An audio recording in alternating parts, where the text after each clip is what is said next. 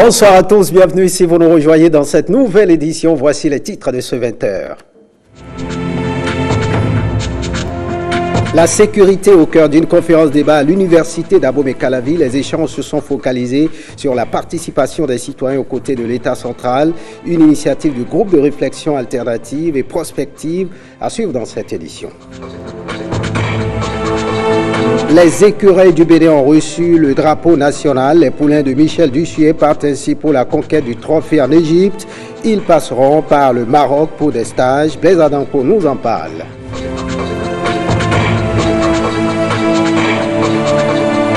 Et puis des vivres pour passer de bons moments de Ramadan à Parakou, des cartons de pâtes alimentaires, des sacs de riz et des bidons d'huile constituent l'apport de l'association humanitaire pour le développement et la promotion sociale. À ses fidèles, vous en saurez davantage dans cette édition. On part directement pour l'Assemblée nationale. L'ambassadeur de la Russie près le Bénin a été reçu en audience dans la matinée de ce lundi par le président de l'Assemblée nationale du Bénin, Louis Vlavonou. L'homme, en visite de courtoisie, est allé adresser 2 invitations de son pays au président du Parlement béninois. Suivons ici l'ambassadeur de la Russie près le Bénin à sa sortie d'audience. Nous avons fait connaissance avec votre président et nous avons discuté premièrement future visite de votre président de l'Assemblée nationale à Moscou qui sera 30 juin, 3 juillet pour participer dans les 2 conférences organisées par le Douma d'État, notre chambre basse de notre Parlement russe. Et le deuxième, c'est la conférence parlementaire La Russie-Afrique. C'est spécialement pour les chefs de parlement des pays africains. Nous attendons les bons résultats de cette visite de votre président de parlement et nous pensons que cette visite commence une bonne tradition des échanges de visites interparlementaires entre nos 2 pays. À présent, cette conférence débat sur la participation des citoyens à la sécurité qui s'est tenue à l'UAC, une initiative du GRAP, groupe de réflexion alternative et prospective en partenariat avec la chaire UNESCO. Les échanges ont permis de cerner le rôle des uns et des autres dans la production de la sécurité. Regardez. Traversons une période... Un auditoire accroché par la thématique. En face des personnes ressources averties des questions de sécurité. Le général à la retraite Célestin Guidimin, à ses côtés le doyen de la faculté de droit de l'université d'Abomey-Calavi. Les arguments convergent à mettre l'homme au centre de tout système de sécurité et dont la réalisation nécessite la participation de tous. La sécurité est perçue comme l'un des droits élémentaires à garantir aux hommes dans un État. Depuis ses origines, l'État a reconnu aux populations leur droit à la sécurité et se décide de la leur offrir. Mais depuis un certain temps, l'État régalien qui s'est choisi cette mission a commencé par montrer ses limites. Cette faiblesse a suscité l'émergence d'autres acteurs de production de la sécurité.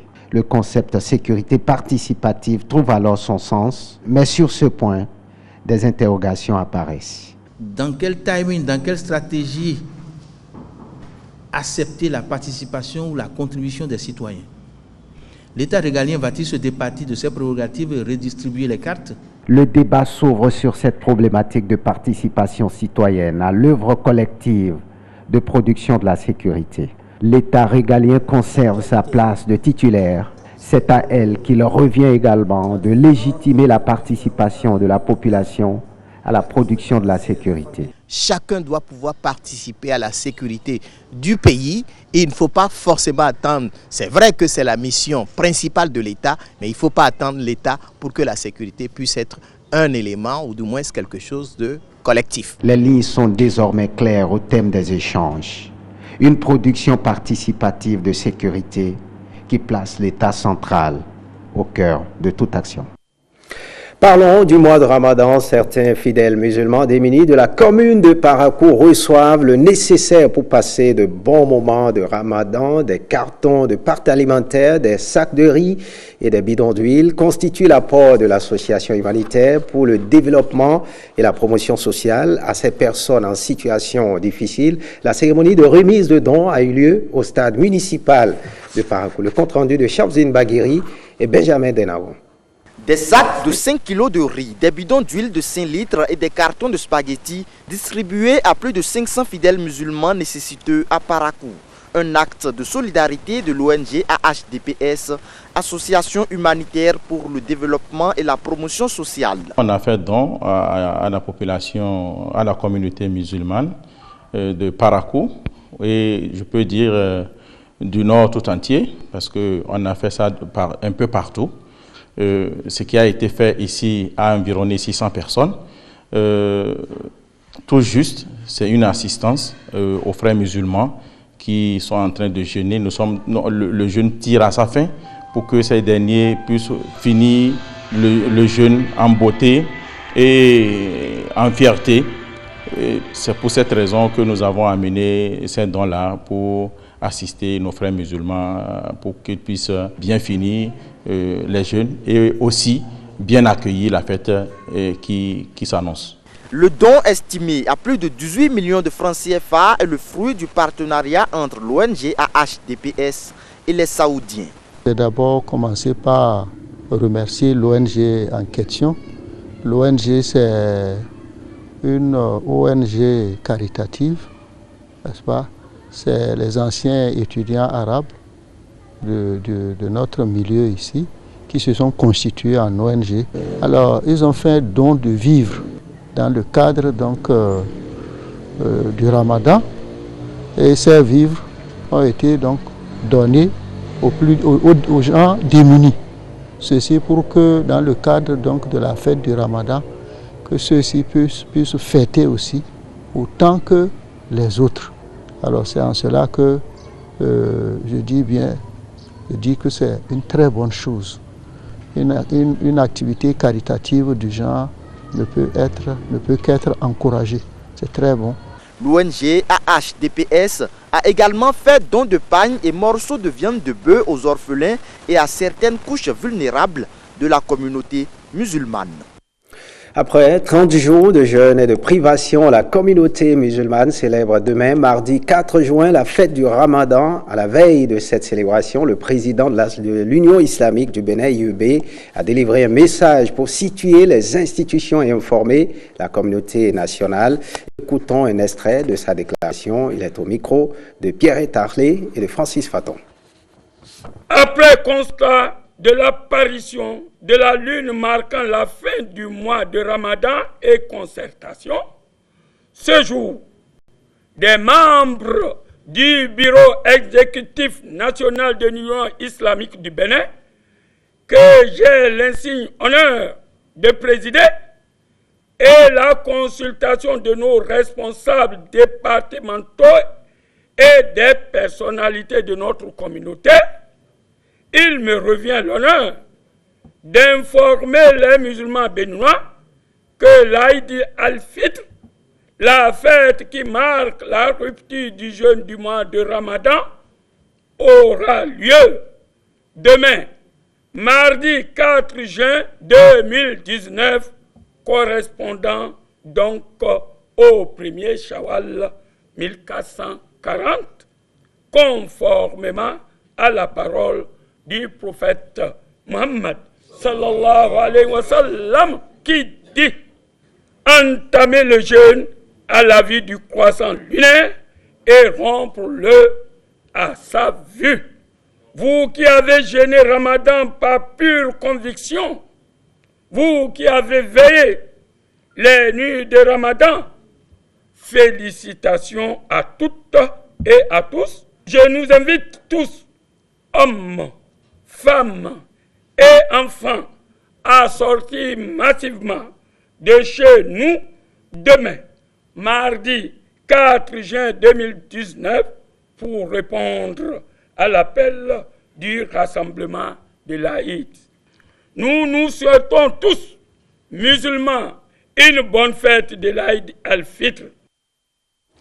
Voyons à présent les écureuils qui reçoivent le drapeau national quelques heures avant le départ pour le stage de préparation au Maroc dans le cadre de la Coupe d'Afrique des Nations CAN Total Égypte 2019. Les écureuils du Bénin ont reçu le drapeau national des mains du ministre des Sports. C'était dans la soirée de ce dimanche au Bénin Marina Hotel. Blaise Adampo et Simon Villon. Le drapeau national dans les mains des écureuils. Au nom du président de la République du Bénin, au nom de tout son gouvernement et ensemble avec le président de la Fédération béninoise de football et tout son comité exécutif, vous remettre ce drapeau que je vous prie de défendre avec la rage et la force qu'on vous connaît. Michel Dussier et sa troupe vont défendre le vert, jaune et rouge à la Coupe d'Afrique des Nations en Égypte. Ceci n'échappe pas à l'équipe. Et nous avons l'obligation d'aller en Égypte avec ce drapeau, le représenter dignement, avec beaucoup de fierté.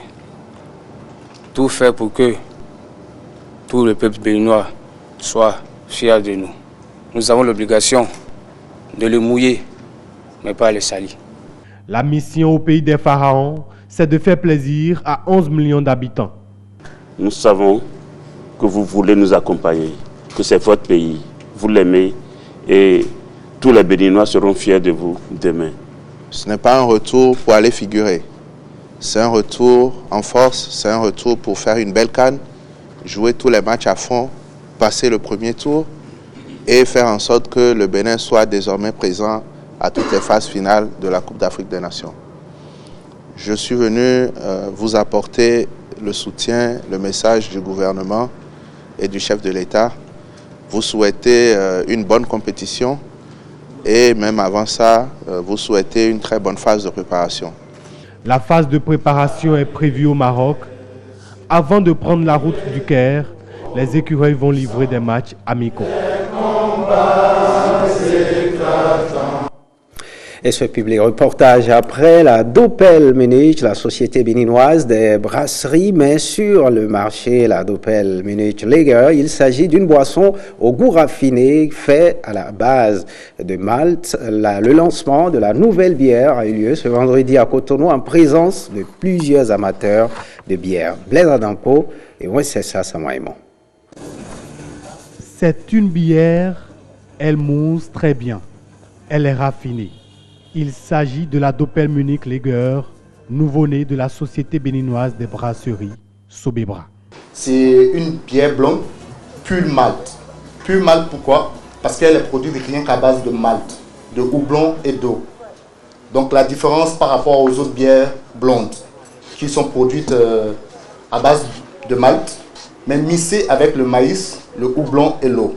La Doppel Munich Lager est une bière blonde. Elle doit se servir bien fraîche. Elle est créée pour accompagner les soirées entre amis. Je m'attendais à un produit de plus. Mais là, c'est une bière qui se laisse boire. Elle est bien fluide et elle séduit la gorge. Donc, elle vient de gagner une fan. J'adore la Lager. La bière Doppel Munich Lager, c'est une bière qui est différente des autres bières. Et c'est ravissant et ça a un goût très apprécié. Dans mon quartier, je vais les inviter, je vais les informer qu'il y a une nouvelle bière Doppel Munich Lager qui est sortie. Et je vais les inviter à discuter ensemble. Doppel Munich Lager, c'est aussi du style avec la couleur verte de la bouteille. Avec la Doppel Munich Lager, vous avez toute une nouvelle expérience à vivre.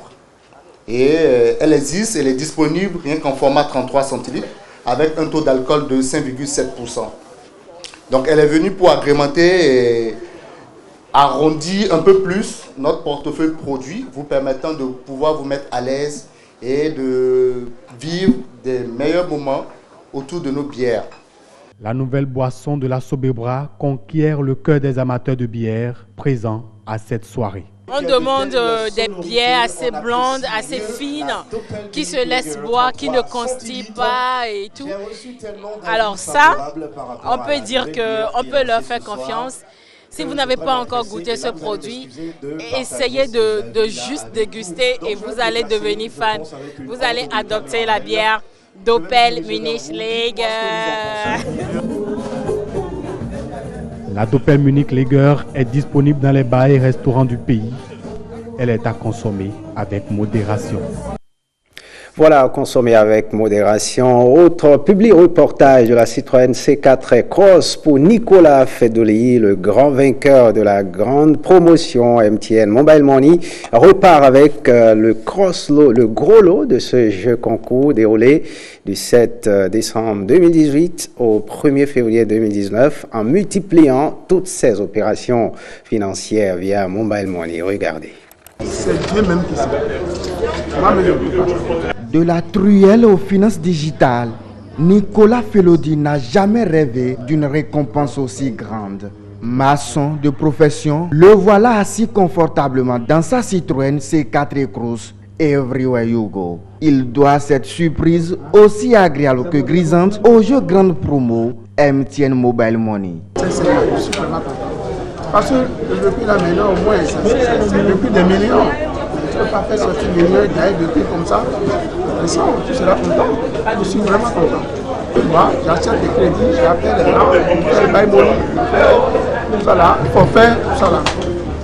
Tout ça là que j'ai à passer par là pour faire le milliard.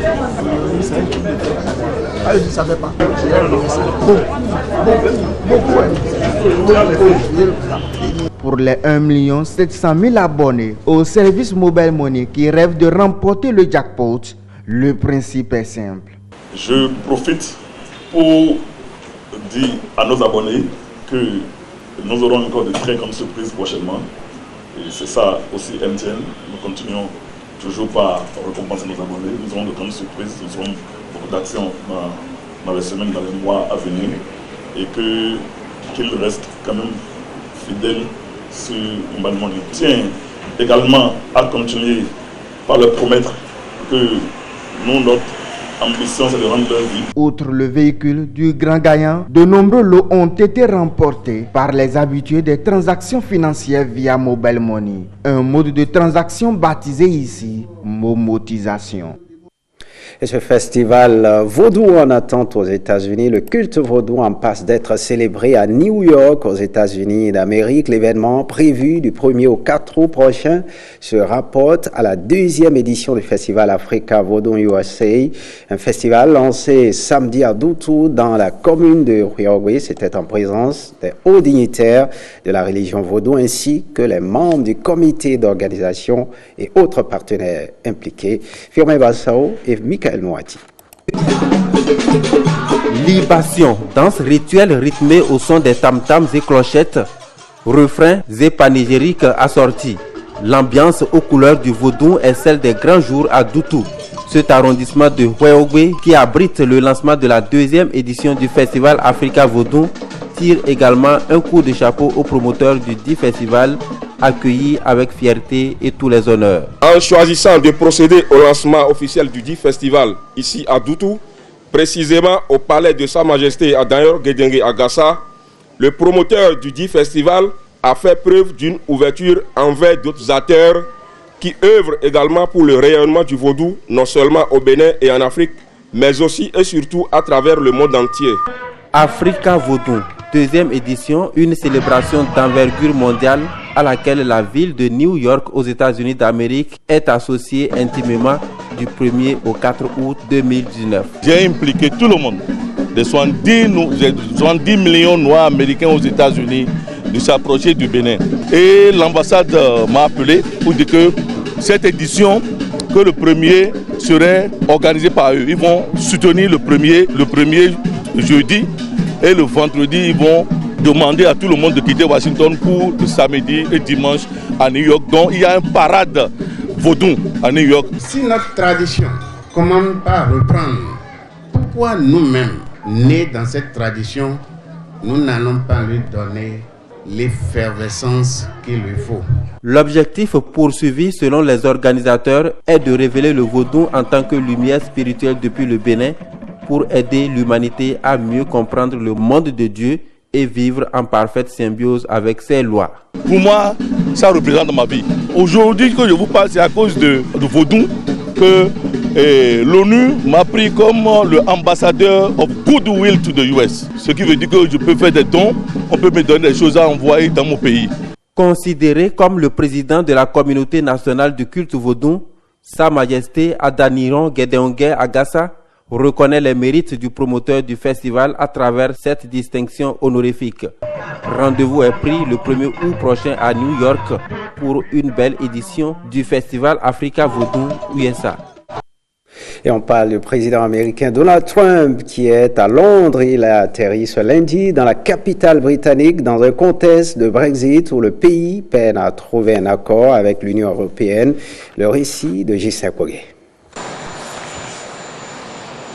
L'avion transportant Donald Trump a atterri ce lundi matin peu avant 9h, heure locale, 8h GMT, à l'aéroport londonien de Stansted pour une visite d'État de 3 jours du président américain au Royaume-Uni.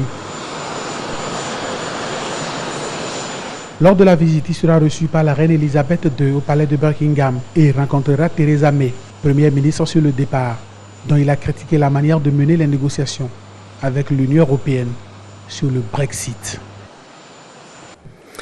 Et puis on finit par cet instrument, un concert de piano à l'Institut français de Cotonou RCCF. Objectif à relever l'instrument qu'est le piano acoustique et montrer au public quelques apprenants virtuoses de cet instrument. Jour choisi le samedi 1er juin 2019, 35e journée nationale de l'art. Regardez. La valse en ré bémol majeur de Frédéric Chopin. Voilà un des morceaux classiques joués par Jean-Pierre Améganji, professeur de piano, qui démontre ici la mise à contribution. D'abord, des yeux pour déchiffrer les partitions et détecter les touches du clavier. Ensuite, des 2 mains dont les 10 doigts pianotent rapidement à tour de rôle ou simultanément. Enfin, des pieds pour marteler les pédales de modification d'effet. Un instrument original et originel. Le piano acoustique. Le piano acoustique, c'est un instrument originel qui est utilisé sans effet secondaire. Acoustique, pas électrique. Le piano est aussi économique. À l'économie s'ajoute l'écologie en ce jour spécial. Du 1er juin, on parle de la fête de l'arbre. Oui. Bon, nous plantons la musique dans le cœur des enfants et c'est pour cela que nous avons voulu choisir cette date pour montrer que nous plantons une vraie production musicale sur ces enfants qui, quand ils vont grandir, vont faire de la musique de la plus belle manière. La valse en do dièse mineur de Frédéric Chopin. Ce jeune pianiste qui émerveille est lui-même émerveillé par le piano. Le piano me permet d'être plus concentré dans la mesure où le fait que j'utilise mes 2 mains me permet de maîtriser plus aisément les 2 hémisphères de mon cerveau. Donc cela m'apporte un plus dans la concentration également. Quadruple concentration des 4 mains qui jouent ici à l'air des clochettes de Wolfgang Amadeus Mozart. Souvent quand j'étais petite, tu vois, on ne peut pas jouer le piano et moi ça me tentait bien, alors je lui ai dit de m'apprendre. De père en fille ou de mère en fils, les parents exaltent le piano. Concentration, maîtrise de soi, attention, voilà autant de qualités que le piano développe chez l'enfant. Je suis moi-même un peu pianiste. Je ne suis pas pianiste, mais déchiffrer déjà une note, c'est un travail. Donc je crois qu'il y a un petit travail quand même qui se fait là et qui le permet d'être plus apte pour les études. Ouais. Le maître piano exulte lui-même de joie. L'enfant qui se concentre à déchiffrer des partitions a une capacité intellectuelle plus rapide et plus forte que celui qui n'en fait pas. La preuve, c'est que les enfants qui font du piano sont très forts en mathématiques, dans les matières scientifiques. Sur la pierre musicale qu'est le piano acoustique, Jean-Pierre Améganji veut construire de la bonne musique. Voilà, fin de ce journal. Merci de l'avoir suivi. Retrouvez Awa Chérif à 23h30 pour l'édition du soir. Bonne suite des programmes sur l'ORTB et bonne fête à tous et à toutes.